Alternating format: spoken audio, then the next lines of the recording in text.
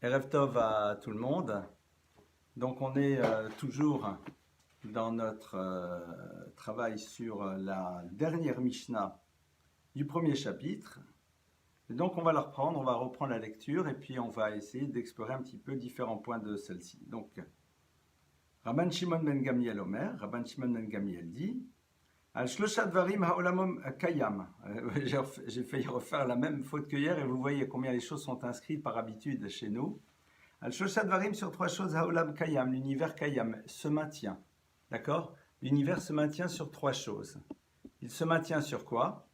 Eh bien, à la din, à la emet, va la shalom, sur le din, sur la justice, à la emet, sur la vérité, va la shalom et sur la paix. Donc hier, on s'était arrêté sur l'utilisation du terme Haolam Kayam, l'univers se maintient, et surtout, on s'était rappelé que nous avions vu dans une autre Mishnah, qu'on nous disait là-bas, Al-Shosha Dvarim Ha'olam Omed, le monde se tient sur trois choses, à la Torah, va la Voda, va l'Gmilut Chasadim, sur la Torah, sur la Voda, c'est-à-dire à la fois le culte des sacrifices à l'époque du temple, et en même temps la prière et les mitzvot, va l'Gmilut Chasadim, et sur le fait que l'on fasse preuve de Gmilut Chasadim, d'altérité, de bonté des uns vis-à-vis des autres. Alors il faut savoir, est-ce que c'est sur le Emet, sur la vérité, sur la justice, sur la paix, sur la Torah, sur la Voda, comment ça fonctionne?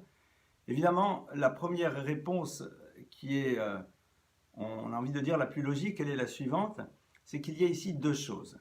Il y a tout d'abord ce qu'on appellerait les fondements de l'univers, et puis dans un second temps, il y a sur quoi l'univers maintenant peut fonctionner. Nos maîtres vont nous dire qu'en effet, dans le premier texte, on est en train de nous dire quelles sont les bases même sur lesquelles Dieu a décidé de créer cet univers. C'est-à-dire que lorsqu'Hachem a créé cet univers, eh bien, il a créé sur la base de la Torah, de mitzvot, et d'une relation à l'autre qui serait à l'image de celle que lui désire avoir vis-à-vis de nous. En deux mots, c'est presque, si je peux m'exprimer ainsi, le prétexte de l'univers. Il m'a liberiti chukot shamayim varetz lo samti, comme dit le verset, si ce n'était mon alliance, c'est-à-dire si ce n'était la Torah, son étude, et la pratique des mitzvot, aussi bien ben adam la makom, ben adam la chavero, c'est-à-dire dans la relation à Dieu et dans la relation à l'autre, chukot shamayim varetz lo samti, les principes fondateurs des cieux et de la terre, je ne les aurais pas mis en place. Donc, dans la première Mishnah, on nous dit, voilà, sache que l'univers a été créé pour que ces choses-là soient présentes. Si la Torah, si la Avoda, si la Gmilut Chasadim ne sont pas présentes dans l'univers, eh bien cet univers n'a pas sa raison d'être. Dieu ne crée pas un univers pour que ces éléments n'y soient pas. Ils sont les éléments pour lesquels Hachem a créé l'univers. Et au passage, ça nous oblige à réfléchir réellement en tant qu'individu, et plus particulièrement en tant que peuple d'Israël, puisque la Torah va nous être révélée avec la responsabilité qu'on a à terme de la partager à l'humanité, de vivre pleinement la raison pour laquelle l'univers a été créé. Ça, c'est donc le point de départ. À la Torah, à la Voda, Valgminut Chasadim. Maintenant, il va y avoir ce qu'on appelle le Kiyum. Le Kiyum, c'est quoi? C'est le maintien de l'univers. Le maintien de l'univers est basé sur quoi? Qu'est-ce qui va faire que le monde dans lequel nous nous trouvons, nous, d'accord, notre réalité quotidienne, quels sont les éléments qui doivent être présents pour que cet univers se maintienne? Et c'est ça que Rabban Shimon ben Gamliel est en train de nous dire. Pour que l'univers dans lequel nous nous trouvons puisse se maintenir, pour qu'il puisse exister dans sa réalité quotidienne, il y a trois éléments fondamentaux qui sont lesquels, eh bien, cet univers ira à l'abandon, partira dans tous les sens. Et c'est quoi ces trois éléments? Din, le principe d'un système de justice, Emet, la notion de vérité, et Shalom, la notion de paix. On va essayer donc, si vous le voulez bien, essayer de rentrer un tout petit peu plus en avant à l'intérieur de cela. C'est-à-dire comprendre quels sont ces trois éléments. Din, Emet, Shalom. Din, la justice, Emet, la vérité, Shalom, la paix. On va essayer d'analyser tout d'abord où on retrouve cette idée de la nécessité du din pour que l'univers fonctionne. Alors, tout d'abord, définissons le terme de din. C'est quoi le din? Le din, généralement, on traduit ça par le terme de justice. Or, ça veut dire quoi la justice? mettre en place des tribunaux, faire en telle sorte que le monde fonctionne de manière juste. La finalité de la justice, c'est quoi? C'est qu'elle n'ait pas besoin de s'exercer. C'est-à-dire que l'humanité comprenne suffisamment l'importance des règles pour ne pas les transgresser. Le but ultime, au fond, d'un système judiciaire, c'est de ne plus avoir de procès, de ne plus avoir besoin de juger les gens pour leurs méfaits et tout ce qu'ils font de mal. On est bien d'accord. Ce serait ça le véritable bonheur. Le din, c'est donc quelque chose qui est là pour aider l'individu à prendre conscience de la dimension impliquante de ses actes et à travers cela l'amener justement à ne plus transgresser, à ne plus franchir un certain nombre de barrières. Évidemment, le din, c'est rappeler à l'individu la dimension impliquante des actes qu'il fait. Et lorsque le din n'est pas là, c'est-à-dire lorsque l'univers ne veut pas vivre à l'intérieur d'un système de justice, eh bien c'est là, on va voir dans la Torah, les choses qui commencent à partir dans tous les sens. Rappelons-nous, lorsque l'on se retrouve dans la première destruction de l'humanité, eh bien c'est à l'époque de Noé. Et qu'est-ce que le texte nous dit? Vatimale haaretz Hamas, la terre fut remplie de Hamas. Hamas, c'est-à-dire de vol avec violence. Traduction, la notion du din, la notion de justice, n'était pas suffisamment implantée pour que les gens fassent attention à leur manière d'être. Vatimale haaretz, la terre a été remplie de Hamas. Lorsque dans un système, eh bien partout on voit du vol, de la violence et ce genre de choses, c'est que le din n'occupe plus sa place.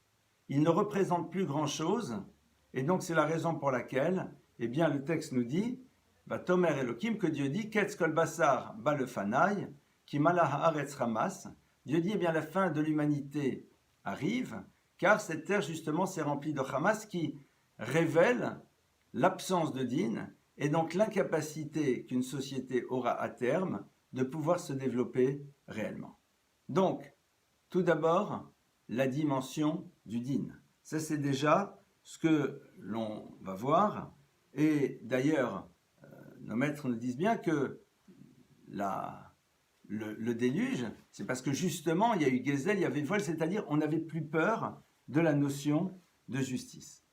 On va retrouver cette idée de l'importance de la justice lorsque justement Dieu va dire que les raisons pour lesquelles il choisit Abraham, c'est car il le sait, il le connaît profondément. Alors ça serait tout un développement, ça veut dire quoi? Mais il va ordonner à ses descendants la sot tzedek u mishpat, le man asher yutzavet banavet bnei beto acharav, v'shamru derech Hashem la sot tzedek u mishpat. Tzedek u mishpat exactement. Il dit, car je sais que Abraham va faire en telle sorte de transmettre de manière forte, à travers un principe de tzivouï, d'ordre, c'est-à-dire quelque chose qui est absolument nécessaire, à ces générations qui arrivent derrière, quoi? D'agir tzedaka u mishpat, c'est-à-dire de manière juste et suivant la justice. Intéressant de voir que Dieu met en exergue le fait que Abraham, c'est cela qu'il va chercher à transmettre, et c'est la raison pour laquelle Dieu va se tourner vers lui, parce que tout simplement ce premier principe du din va être tout simplement présent de manière claire dans le peuple d'Israël. Regardons d'ailleurs plusieurs exemples.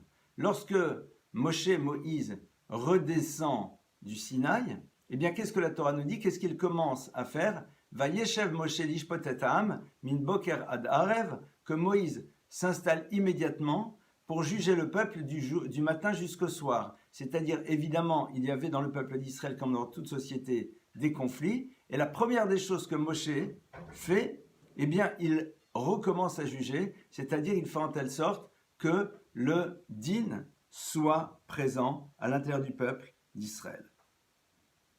Ça, c'est donc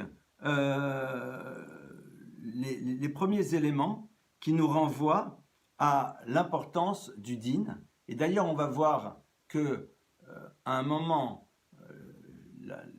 dans le peuple d'Israël, il va y avoir de la famine, enfin toutes sortes de choses. C'est la fameuse histoire de Ruth qui commence Vayi bimei shofot hashoftim. Ce fut l'époque où leurs juges étaient jugés, c'est-à-dire le moment dans lequel la notion de justice était tellement peu présente, la notion de shochat, c'est-à-dire de corruption, était tellement présente, eh bien, c'est à ce moment-là où il y a famine, où il y a départ, etc., etc. Pourquoi? Parce que l'absence de din, c'est le point de départ de la destruction d'un système et d'une société. On voit aussi à propos de David, et je cite le verset, Vayi David ose mishpat ou tzedaka le kolamo, que David faisait mishpat, la justice, ou tzedaka, et faisait les choses justes par rapport à tout son peuple.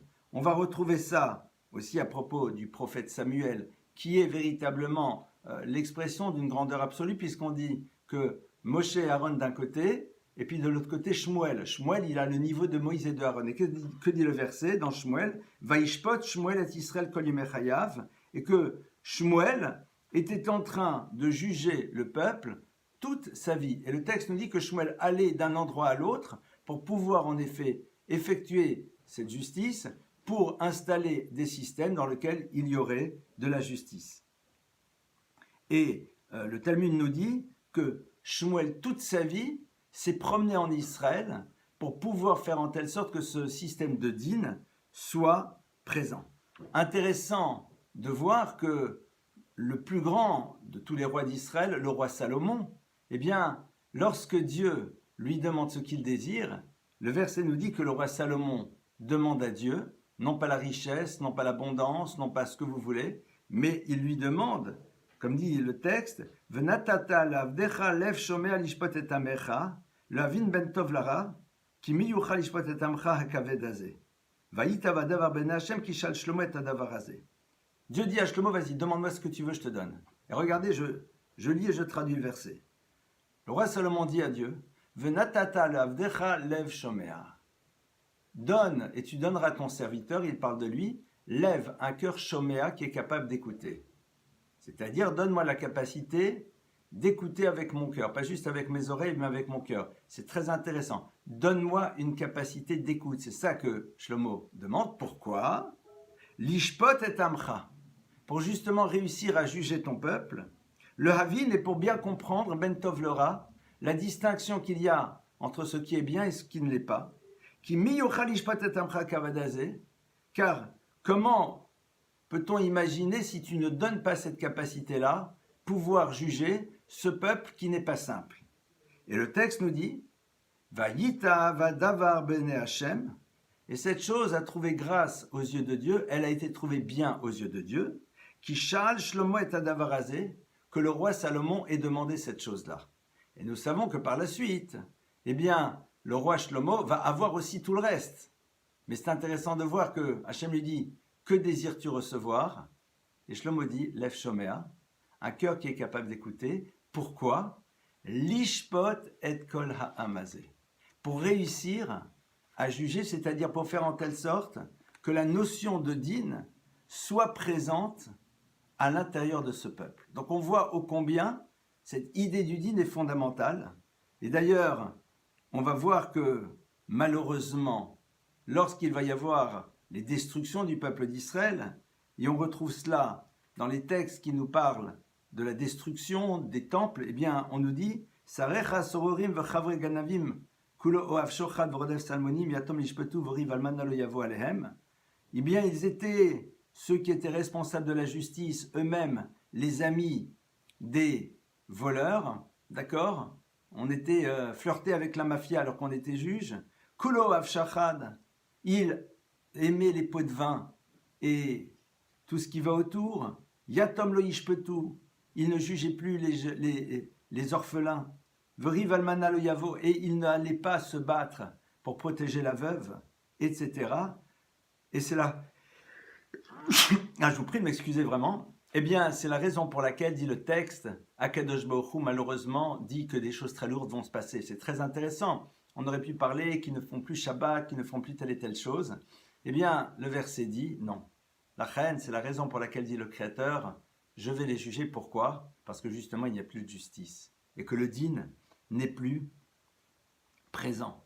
Et ce qui est très intéressant, c'est de voir que justement, quand le prophète nous annonce le futur du peuple d'Israël, c'est-à-dire le moment où on va revenir sur la terre, Eh bien, regardez les mots qu'il utilise. Vehashiva shoftair kevarishona, veyoatsair kevatrila. Et je ramènerai tes juges comme au tout premier temps. C'est-à-dire que Dieu dit, voilà la première chose qui va revenir dans le peuple d'Israël. Vehashiva shoftair, ceux qui sont responsables de te juger, eh bien, eux, je vais les ramener à nouveau. C'est-à-dire que le principe du din va de nouveau se réinstaller à l'intérieur du peuple d'Israël. Il y aura à nouveau un système de justice qui ne sera pas soumis à toutes ces choses-là, comme les cadeaux corrupteurs et tout ce qui va autour. Au passage, c'est cela que l'on annonce pour le Messie. Lorsque l'on parle du Mashiach, eh bien, on parle avant tout du fait qu'il va réinstaller à nouveau cette notion de justice, puisque le texte nous dit « Veshafat betzelek dalim » et il jugera de manière la plus juste qui soit les pauvres.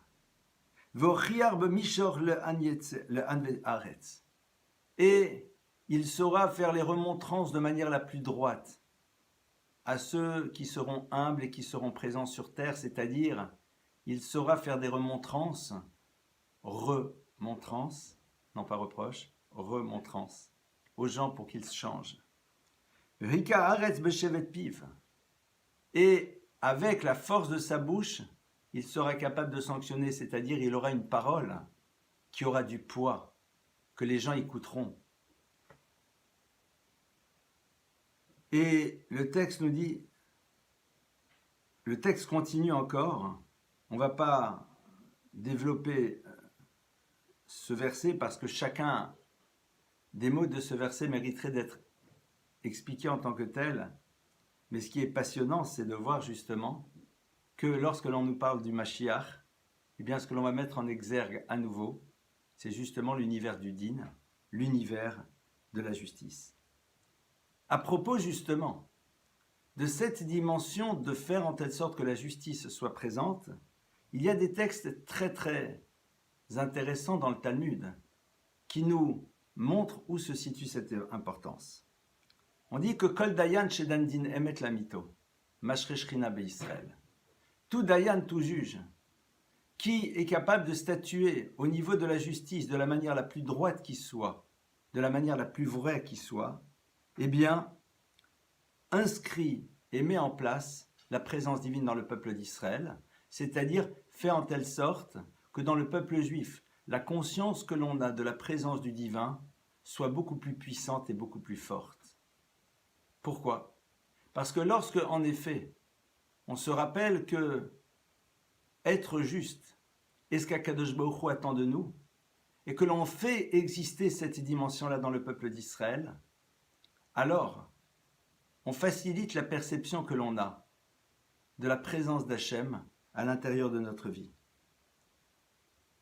Et le texte nous dit que, évidemment, lorsque l'on n'est pas dans l'expression de quelque chose qui est la justice, lorsque l'on n'est pas dans la recherche du din tel qu'il doit être, eh bien malheureusement, c'est le moment dans lequel la présence divine quitte le peuple d'Israël.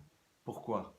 Parce que si le juge, qui sait que le verset dit « Elohim nitzav badatkel », que Dieu est présent lui-même au moment où les juges se rassemblent, a oublié cela, alors qu'il est face à des situations dans lesquelles il prend conscience de la responsabilité qu'il a à l'intérieur de la construction d'une société, si il perd conscience que Dieu est présent, alors malheureusement, c'est un état d'esprit qui pourra se répandre à l'intérieur de toutes les sociétés.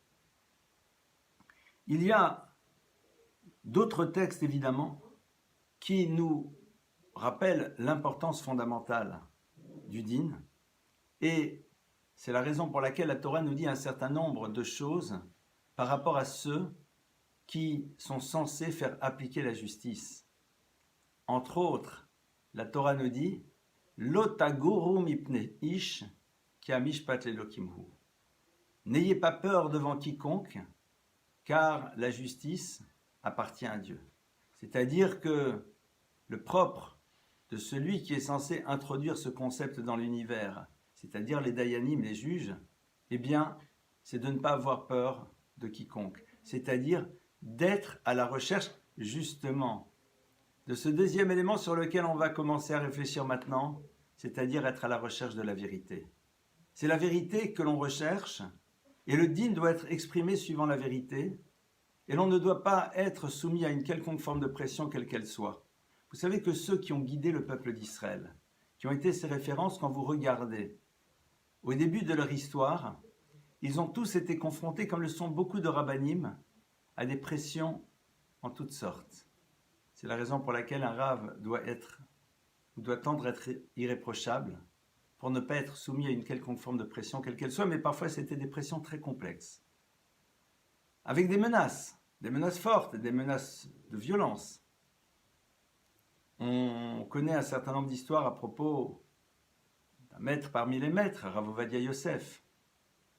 Vous savez, lorsque vous occupez entre autres dans une communauté de cacheroute ou d'autres choses, eh bien les distributeurs, les bouchers, les abattoirs, que sais-je, ne sont pas toujours prêts à se soumettre à la volonté du Rav. Pourquoi? Parce que business is business. Lorsque vous commencez à être juge et que vous êtes face à deux individus dont un a ce que l'on appelle le bras long, eh bien il y a des personnes qui peuvent venir vous le rappeler. J'en ai quelques souvenirs personnels d'ailleurs très intéressants, de personnes qui viennent vous voir après des cours pour vous rappeler que même si telle personne est très gentille, mais eux ce sont ses amis, ils ne sont pas gentils. C'est intéressant de voir ce genre de choses. Eh bien, c'est la raison pour laquelle on voit, moi c'était juste pour un cas comme ça au passage, évidemment je ne rentre pas du tout dans la catégorie des Dayanim, loin s'en faut, mais, ou des gens comme le Rav Moshe Feinstein, qui ont été soumis aussi à d'énormes pressions dans beaucoup de sujets.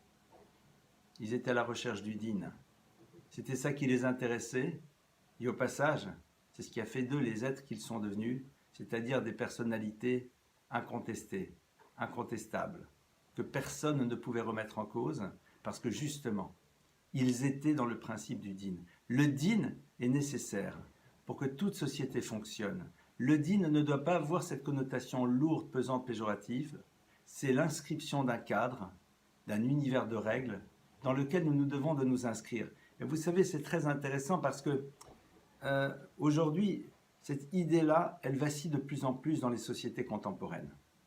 Et on a de plus en plus de difficultés à rappeler qu'il y a des règles et qu'il faut les respecter. Moi, je vais vous donner un exemple très simple. Vous savez, le Rambam Maïmonide dit, à propos de l'étranger en terre d'Israël, il dit l'étranger qui rentre en terre d'Israël, il n'y a pas de problème. Aucun souci, tu veux venir, il n'y a pas de problème. Mais, qu'on soit bien clair, il y a des règles fondamentales, des règles de morale et d'éthique, qui sont basées sur la Torah, tu n'as aucune obligation ni de Shabbat, ni quoi que ce soit, mais ces règles-là, tu te dois de les respecter, de les accepter. Si tu n'as pas envie, tu as envie de ne pas respecter ces règles, tu t'en vas. Et si tu ne veux pas partir, on te fait la guerre pour te faire partir. Alors évidemment, les gens sont là, pluralité, pluralité. Je vais vous poser une question. Très simple. Vous êtes chez vous à la maison. Chez chacune et chacun d'entre nous, nous avons nos règles. On est d'accord? Et quelqu'un vient et décide que, on l'invite bien sûr, avec plaisir. Il s'installe et puis décide de mettre les pieds à table, de cracher par terre, de jurer, que sais-je, de se mettre en maillot de bain pour manger, voilà. Alors on va lui rappeler très gentiment que il n'y a pas de problème, écoute, si toi tu penses que c'est bien, non, on ne dit pas c'est bien, c'est mal. Juste chez nous, c'est pas comme ça qu'on fait.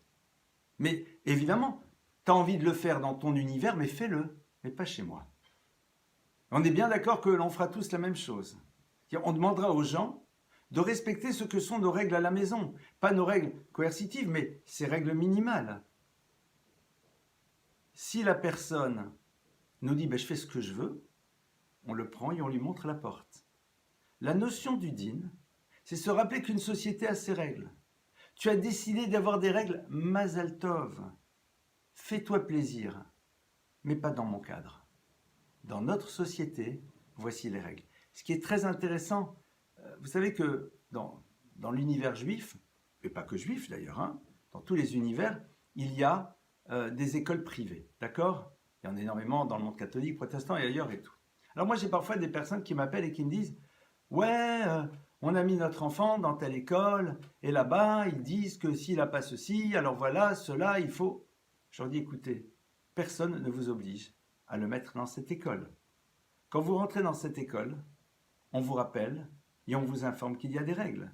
Si ces règles ne vous conviennent pas, mais il n'y a aucun problème, personne n'est là pour vous obliger à adhérer à ces règles dans votre vie. On vous dit, voilà, dans ce cadre, c'est ça la règle. Vous pensez qu'elle est ridicule, qu'elle est bête, qu'elle est nulle, qu'elle est...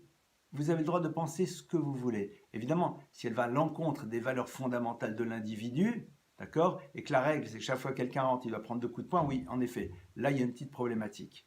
Mais si on n'est pas là-dedans, eh bien, au fond, tu viens, il y a une règle, tu n'es pas prêt à accepter la règle, eh bien, c'est ton problème, c'est pas le nôtre. C'est-à-dire que dans la relation au din, il ne faut pas oublier quand même cette idée qui est fondamentale. C'est que toute société, à un moment, crée ses règles. Alors évidemment, nous avons vu des sociétés qui ont créé des règles complètement perverties, qui vont à l'encontre des valeurs premières de l'humain, et qui ont créé des systèmes pour pouvoir persécuter, faire du mal, détruire et tout. Mais évidemment que sur cela, on ne parle pas. Et plus encore, rappelons-nous qu'ici, nous parlons de quelles règles? Des règles de la Torah, c'est-à-dire de ces règles qui ont été données par le Créateur de l'univers pour l'humanité et les règles particulières qu'il a données pour le peuple d'Israël. Et une société ne peut pas se construire si la notion du din n'est pas présente, elle ne peut pas se maintenir. On le voit d'ailleurs, dès le moment où le din perd de sa force, dès le moment où le din commence à ne plus rien représenter chez l'individu, dès le moment où on le revisite de manière constante et on le réadapte de manière aussi constante fonction de ce que la société désire, eh bien au bout d'un moment, on n'a plus de possibilité de lui donner de poids, ceux qui l'incarnent sont de moins en moins crédibles et c'est le début d'une société qui se déstabilise. Voilà donc la première notion. La seconde notion, évidemment, c'est le Emet. Alors, on va essayer de comprendre, Bezrat Hashem, non pas demain, mais dimanche, pourquoi la notion de vérité est tellement importante dans une société et dans le monde. Je ne parle pas de peut-être qu'il faudrait mentir, mais néanmoins, pourquoi cette notion-là est si fondamentale pour qu'un système fonctionne. Bezrat Hashem, on le verra ensemble dimanche. En attendant, je vous souhaite Laïla Tov, plein de bonnes choses. Merci d'avoir été à l'écoute de ce cours. Et bien sûr, suivant les règles, je passe immédiatement la main.